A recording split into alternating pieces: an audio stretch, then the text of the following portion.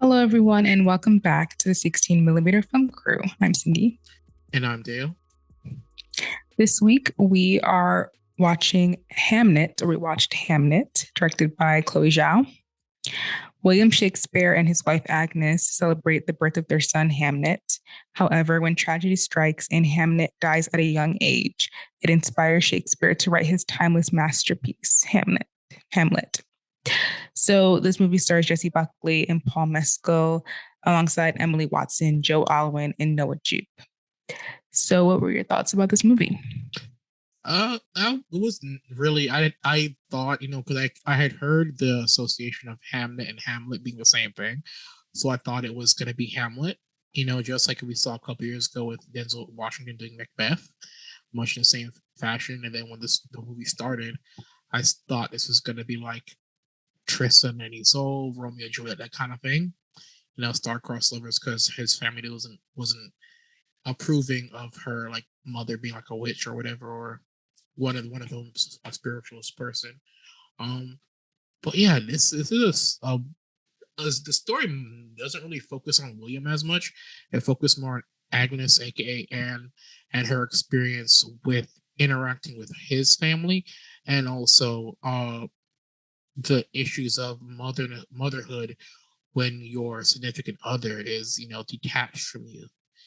Which the thing is, she was also supportive of it because she was having visions. Like when they first met, she mentioned, "Oh, I see like these vistas, these landscapes, and then I see like you need to be more.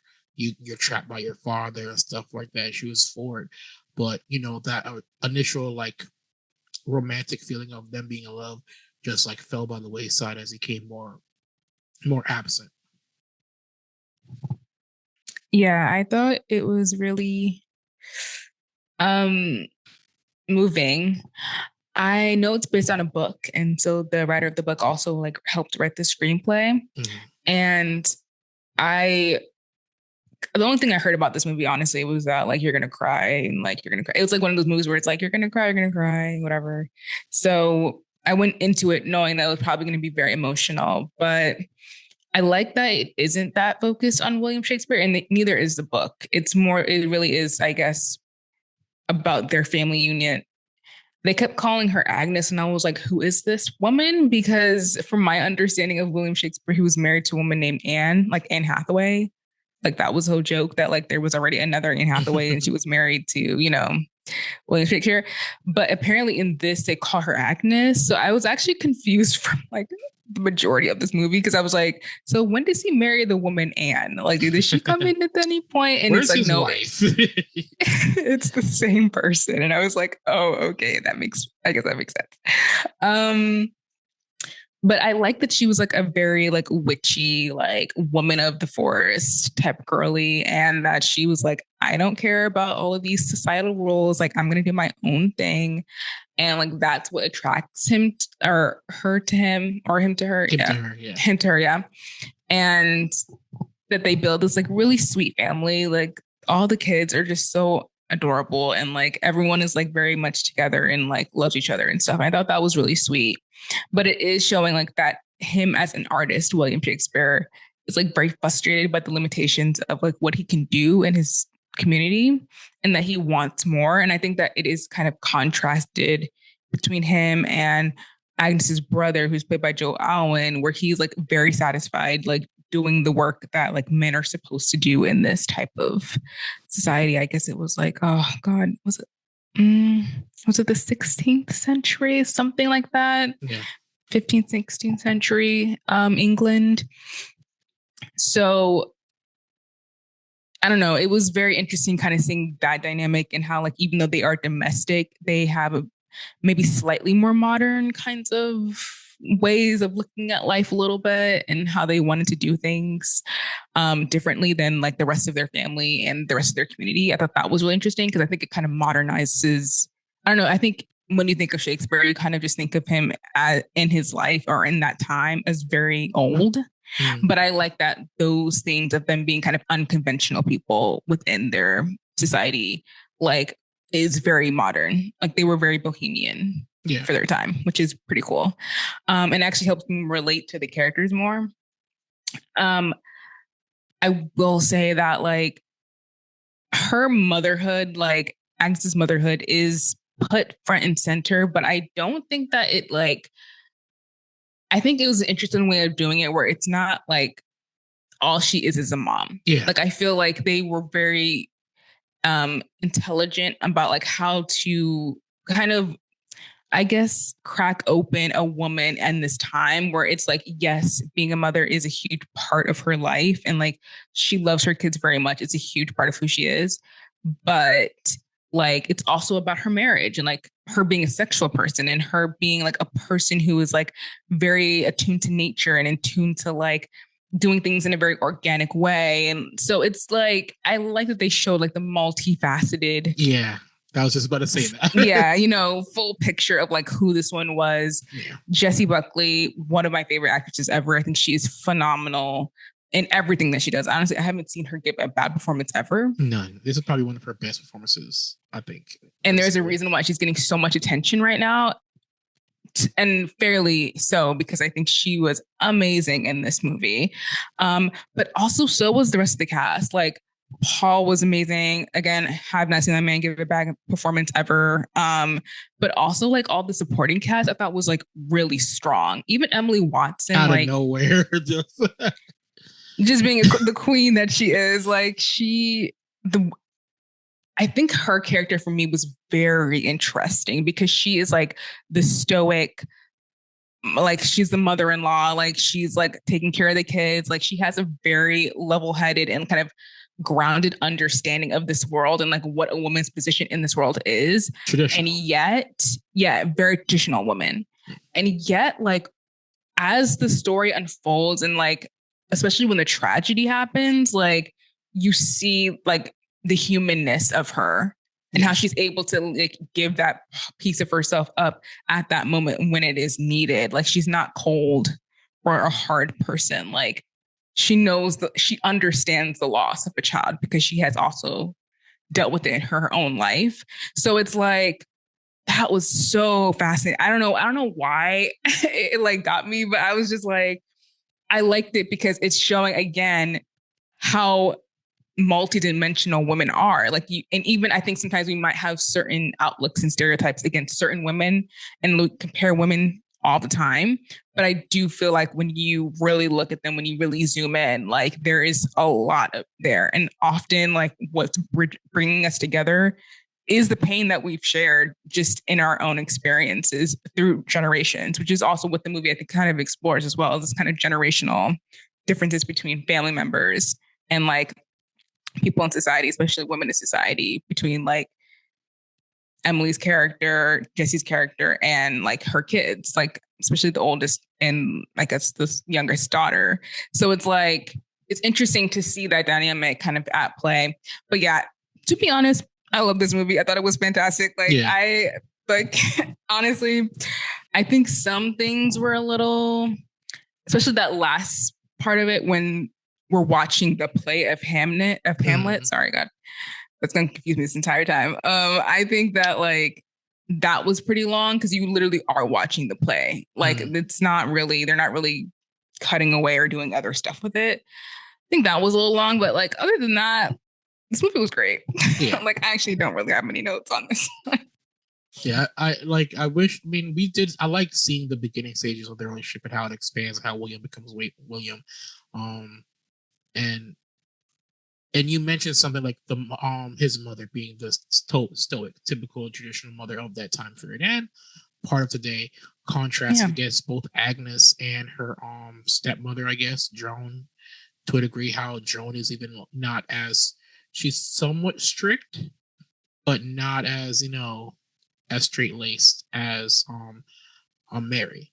And I do like that contrast of Mary being typical. She's a witch. Don't go out with her. Don't do anything. I forbade you from marrying her. And the opposite end is was it John, the father? He's like, oh, I sent you to school for this education, and all you do being there as a tutor, like just like demeaning the kid. But also they both have an air of, we are a very, how should I say this? Um, very bougie for a standard of living that they are not attaining to. Like, I'm this God-fearing woman. Oh, you are these my sons are all highly educated, and then William's like, you's broke. You owe the people you're demeaning, the farmer. I'm tutoring his kids because you owe him money. And he slaps him like, how dare you mention my failings as a man, and you picking up the slack. And then he's there also trying to force his kids to do manual labor, what like knitting the gloves, I remember, and still having this air of him of I'm a man of means. All this is beneath me. You guys a man must always work hard when it's clear that he wasn't doing the do. And then not John, but Will, as every guy does, once you kind of reach that pubescent age and your father is like, okay, I can punish you, kind of buck up and go, hey bruh, you old, you can't manhandle me no more, and puts the fear of God in John.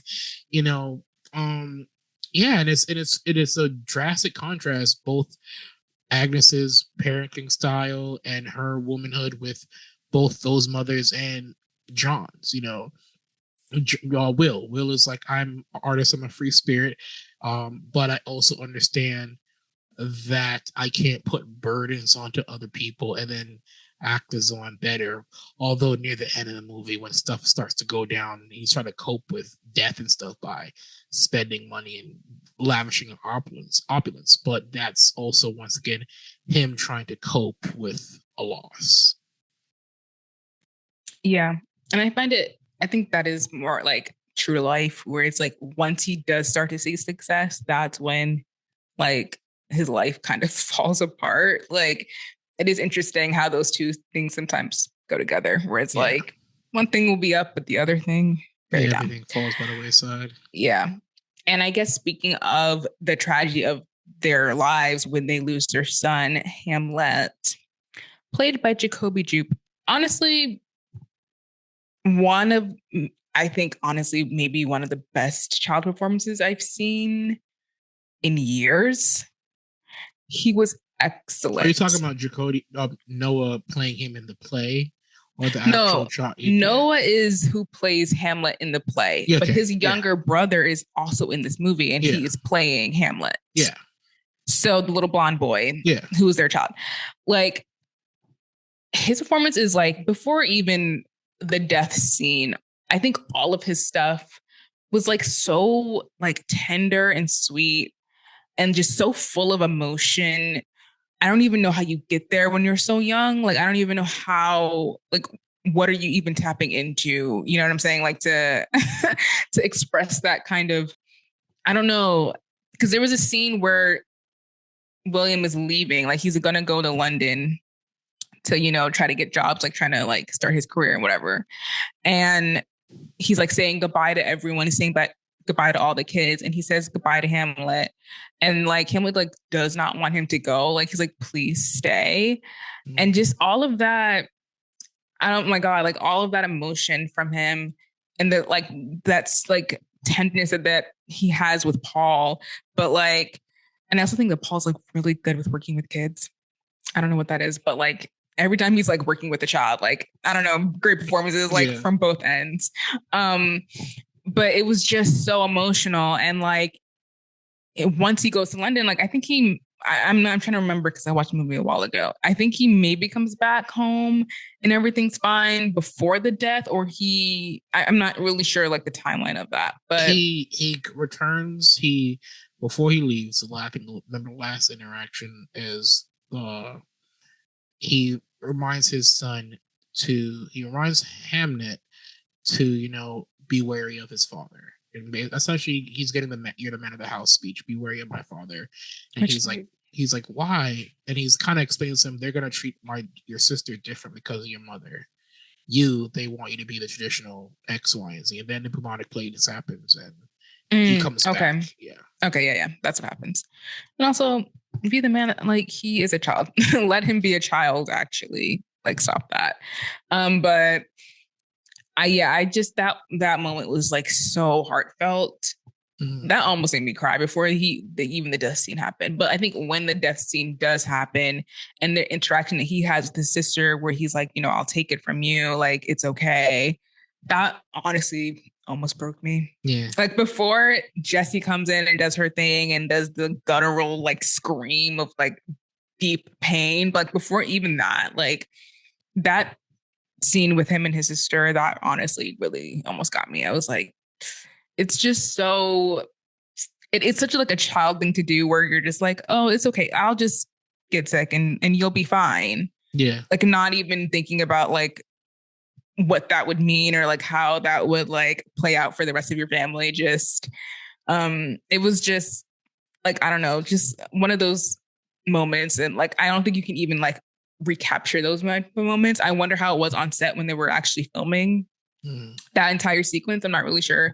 I didn't like look into the behind the scenes stuff because I kind of just wanted to let this movie live in and of itself. I didn't want to know the behind the scenes details because I was like, well, then it's gonna break the illusion. The illusion for me. So, but I thought that was just played out beautifully.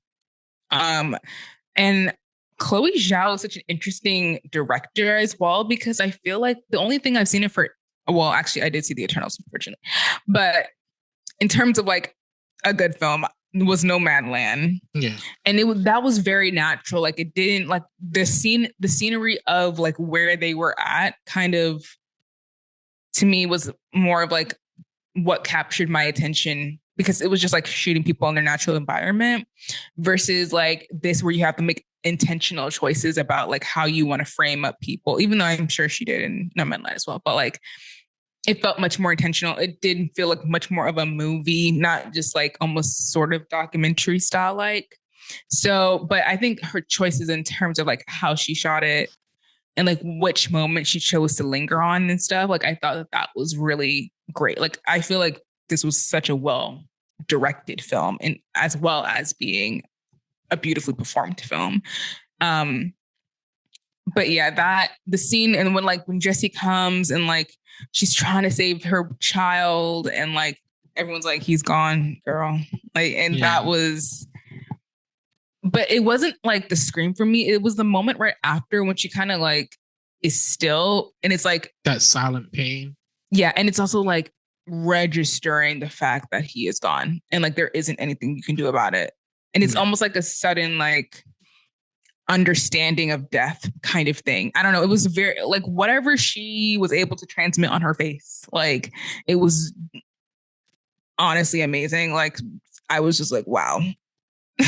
Like the way that she was like screaming and then just like snapped into that like next position. I was like, oh my God. Like I don't even know how you do that, lady. Like Jessie, you're on another level, queen. But yeah, that was really emotional. And I was actually really pissed that Shakespeare wasn't around really. Like I felt her anger towards him for not really being there. Yeah. Like I was just like, yeah, we needed you to be here though. Like your kids, even if we didn't know that Hamnet was about to die, like his sister was about to die before that.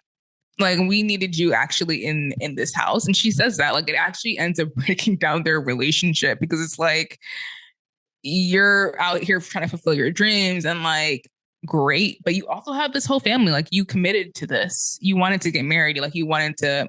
They got pregnant before she got married, but whatever. Like you seemed like you were committed to this, and like when we really needed you, you were not around. So I felt that whole thing when they had that little fight in their house. Like I get it, girl. I was like, I would also be extremely upset. But I do think that her going to the play and like watching Hamlet, I don't know what happens to the relationship afterwards. I guess in the frame of this story, obviously they're still married. They were still married in real life, but like maybe that's her seeing how he was like taking the pain of like not being there for a lot of parts of, his kids like growing up a little bit because he was in London trying to like do this thing. And like also losing his child and maybe feeling like he couldn't grieve in the same way because he wasn't there for it, like, and seeing how he like repurposed all of that pain and maybe shame and guilt that he might have had into the story. And like her watching it was very interesting. I thought that was like a really interesting choice to have her watch the play as it goes on, for her to like, maybe it's like them interacting with their grief, but it needed this play for it to happen. Catharsis. Yeah, exactly. Yeah. Yeah. I love the part, where she's taught where before Shakespeare leaves for London, where he's talking with Hamnet. He's like, "Oh, I want to be a sword fighter," all that stuff. And then you juxtapose that with her watching the play. She sees that, you have scenes of him on stage, as a child, and then calls back to that at the end of the movie where they actually play the play and stuff like that.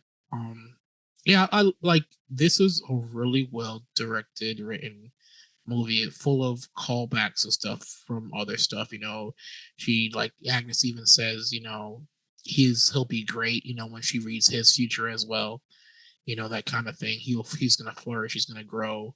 Then after seeing when they get together initially, she reads William's poem. She has all these visions of Vista and everything. Like that's all that's in his mind, his plays and stuff, his writing. And then, after, Hamlet dies, she reads his poem again. She's like, I can't see anything. Like that vision, that future he imagined for himself is no longer there without, his son.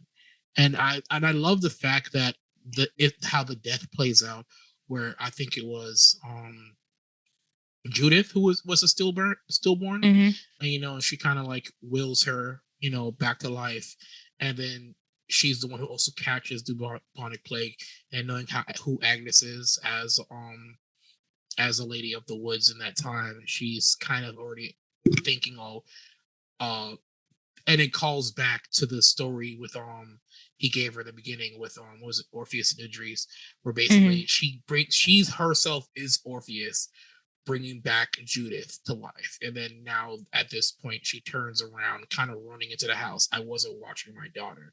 And now she's, going back to Hades. And then because that was her destiny at one point, she wasn't supposed to be here, and then Hamlet's like, oh, like you said, we'll just get sick together as kids do what kids do, not knowing that he kind of took the illness from her and then passed it on his own. Like, I love all that, like Venn diagram, synchronicity, everything coming together, like perfectly written, perfectly like and directed. So yeah. Yes, I love, what is that, like the Greek mythology of that story, how that like intertwines with something that we consider classics, which is Shakespeare's work. Like, I love how that was like influencing each other the whole time. I just thought that was like such a smart way to go about this.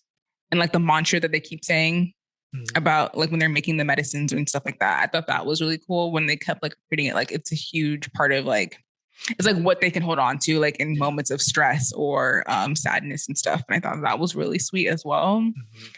Also, just the mortality rate of like anyone surviving to like any age at that point, like very bad. Like it's sad that many people were lost just because it's like they didn't have modern medicine or anything like that. So that sucks. Because like if he got sick today, he'd be fine.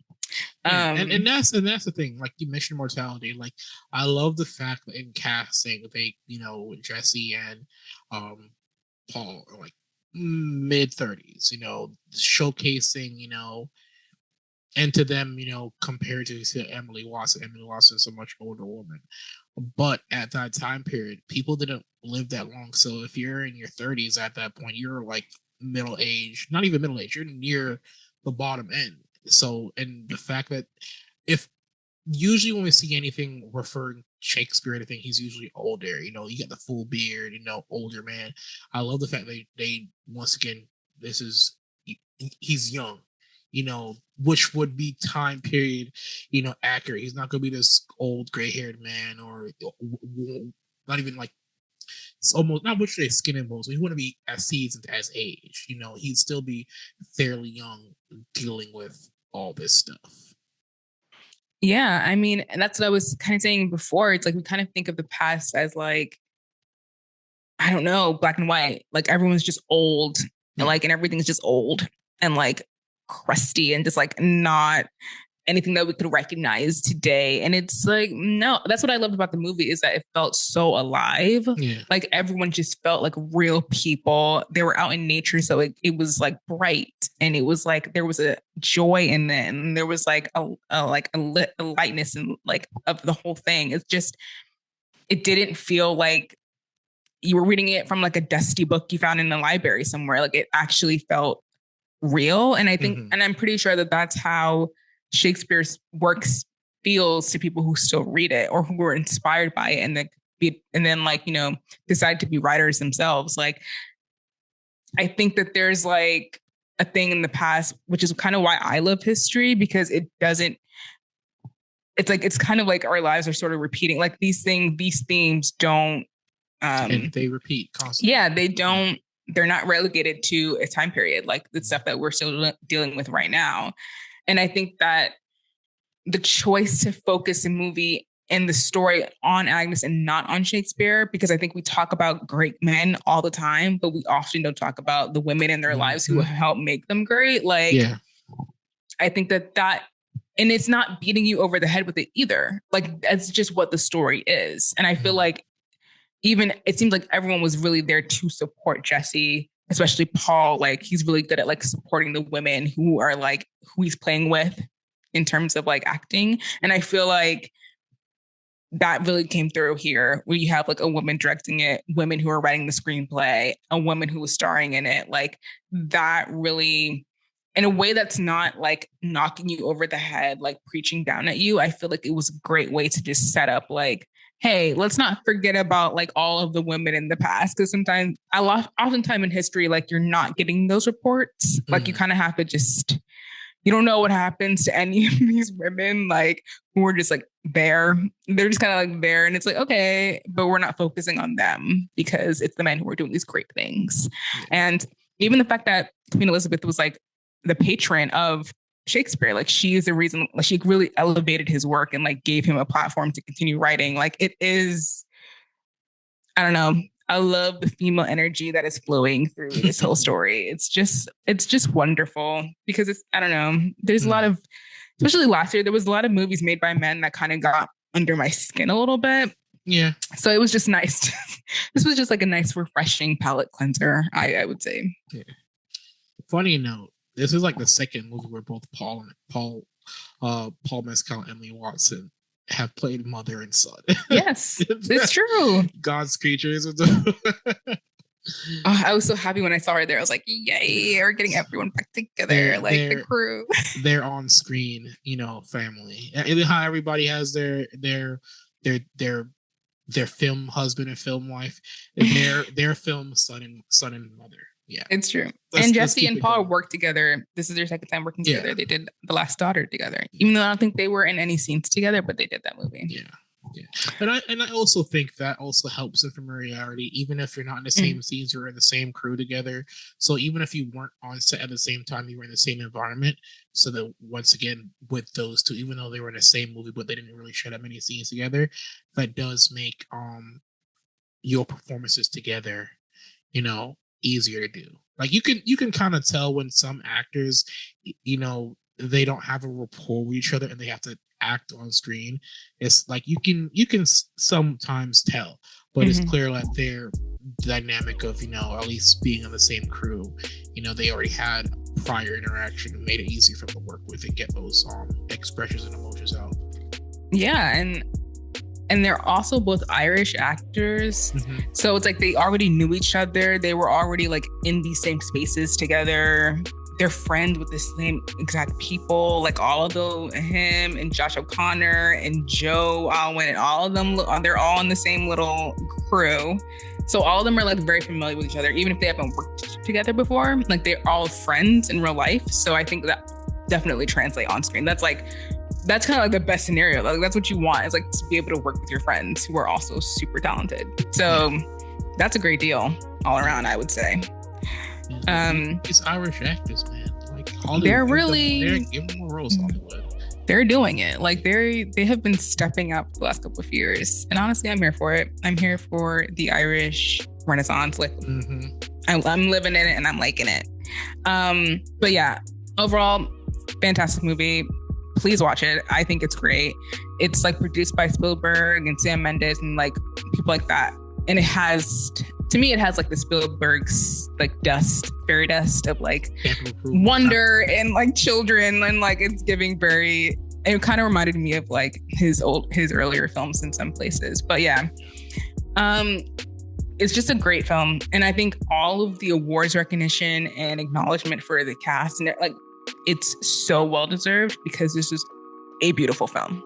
Yeah, it is, and I'm happy for Chloe Zhao, because you know once you have that rust of like creating a bad like you know Marvel movie or a bad you know DC movie or whatever, you kind of get looked upon as, oh, you're not a good writer or director, when a lot of times the director did a good job, you know, the writer did an amazing job, but it's the powers that be up top go, oh, make the change because we want it to be cool. This is what everybody's doing. You see, once those guardrails are gone, you get something like this. You know, you get what's the guy from The Flash when he's directing Welcome to Derry, you get that. You know, once those executives aren't trying to tweak the movie to what they like, and these directors get the free reign and creativity, they create wonderful, beautiful art. Exactly. Couldn't say it better myself. So, any last words? Are you? No, I just like look. Even though it's everybody's, you know, we're at the time of the year where award season, Oscars nominations came out a while ago, where everybody's trying to backtrack and you know, oh, this movie wasn't good because they didn't see it or whatever. But this movie deserves all the accolades it's getting. Yes, really great. And I hope people. I don't know when and if it will be streaming on anywhere. I'm not sure, but when it does, please watch it if you haven't seen it in theaters already, because it's definitely worth your time. Yes, it is. Okay, so that's it from us this week. We hope that you're all doing well and taking care of yourselves. Please make sure to check all of our social media, support us if you can, and we will see you guys in the next episode. Goodbye. Au revoir.